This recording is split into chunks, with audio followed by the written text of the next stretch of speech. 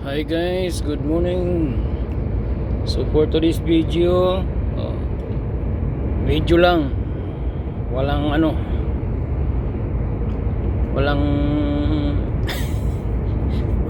walang basta video lang. So bound to Austria na tayo. Heading to Austria. So may truck ban daw ang Austria ngayon. So salamat sa update sa mga ating mga bago mag-Austria.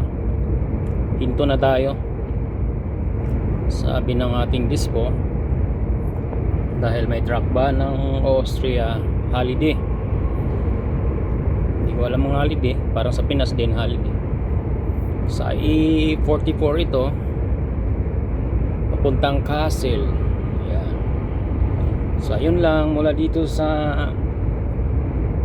Boldebrock, Germany.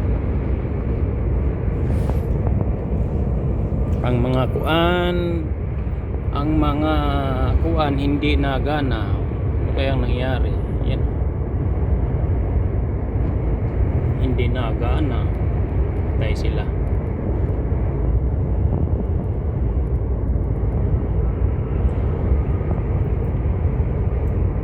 Grabe ang dito, no? Windmill, no? Hanggang doon, no?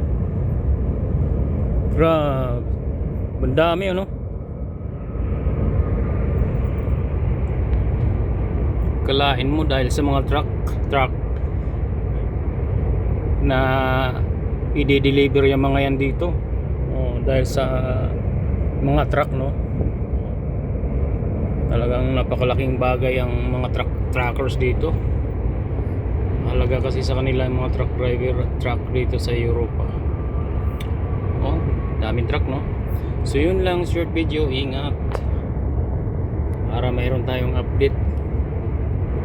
Isa-isa lang, sapat na. Isa-isang video para sa ating page, para pag purgod na tayo sa Pinas, ma-active pa rin natin. Pang natin, pang lang ito, pang bili-bili ng ginamos. Yun. Pag nasa Pinas na tayo, ganun lang ang live. Isa-isang video, pag sinipagsipag, 3 video, 2 video. Sakit kasi sa mata pag nag-reply ako ng yan guys. So grabe ang dito, no? Windmill, no? Grabe, bandami niyan, no? Sus, grabe, no? Amazing. Yun lang, 3 minuto lang tayo.